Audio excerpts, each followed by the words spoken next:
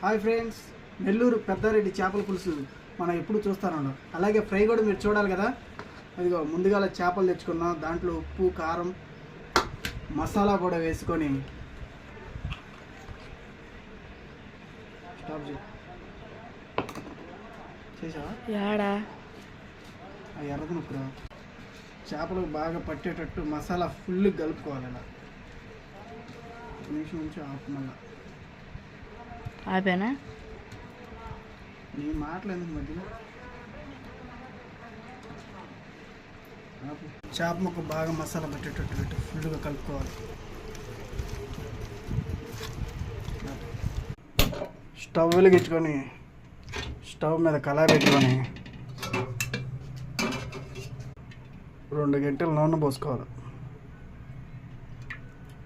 నూనె అయితే బాగా కాలిపోయింది. ఆ నూనెలో మనం చేప ముక్కలు వేసుకోవాలా.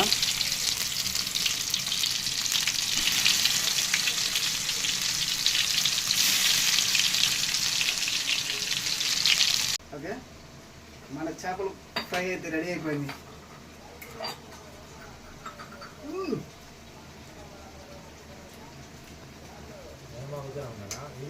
పోతా ఒక లైక్ వేసుకోండి.